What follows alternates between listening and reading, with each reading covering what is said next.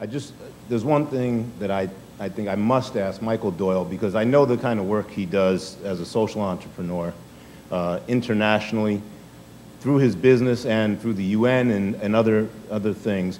Maybe, Michael, if you could just give us a couple of minutes, because we skipped over this, how important that has been to you as a person and then for your business, what it's done for you. It's hard to separate personal and business. There's so many recurring themes, and we're all saying the same things in different ways, regardless of our vantage point. But it's so about integrity, and it's so about passion, and it's so about caring about something.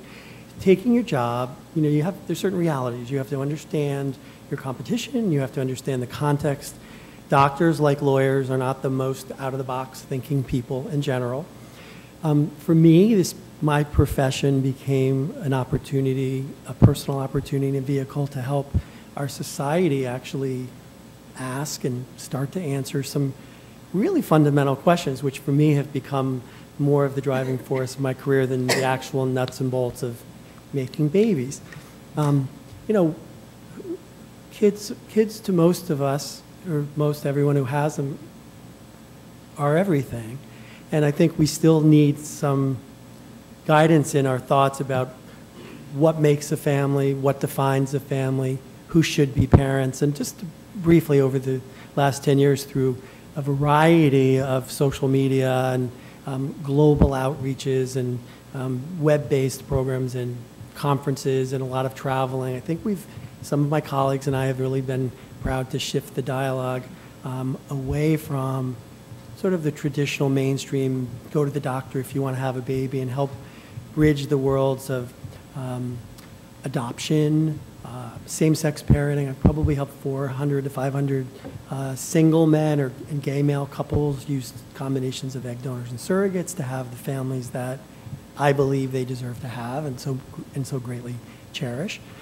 Older women whose eggs have no longer functioning, who use donor eggs, younger women in their 20s or 30s who want to focus on other priorities right now and freeze their eggs for future use when the time is more right, so that they don't have to enter into marriages or relationships earlier than would be wise for them. So there's so many societal and cultural dilemmas, both in the United States, not to mention around the world, that I love my job because I've been able to, on my own and now with the network of people that I've been able to form and from all fields, been able to give people far more options to access reproductive services, adoption services,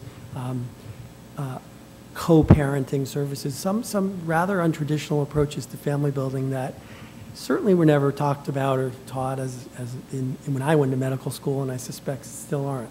And I would think that every one of you here in whatever business or direction you go in is going to be able to spend most of your day thinking about doing a tremendous job in the nuts and bolts of what you do, and then maybe take an hour or two a week and think about ways that maybe we can step out of our paradigm or broaden our visions or reach out to aspects of society that are marginalized or don't have access or maybe don't even know that technologies exist for them to be able to accomplish goals that they may not even dare to have had yet.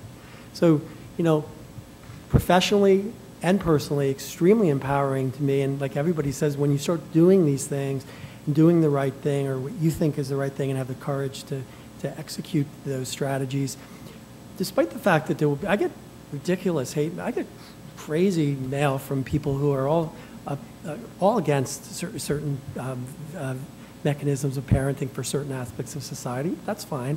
But what I also know is that we're moving the discussion forward. We're empowering people who traditionally don't have access to reproductive services. And I think it's good business too, and not that we do it for that reason, but I've worked with people from 40 countries around the world. I travel, people access us all the time through Skype and through consultations in my New York office or satellite offices that we've set up around the world, and places where these services like surrogacy and egg donation are illegal at the penalty of being jailed. We now have created some vehicles for people to come to the U.S. and, ultimately, yes, it's business, but it's, I think for me on a very personal level, boils down to loving what you want. And when it's all said and done, feeling like you maybe changed the world a little bit too. Something that I've been really privileged to do as a doctor. Wonderful.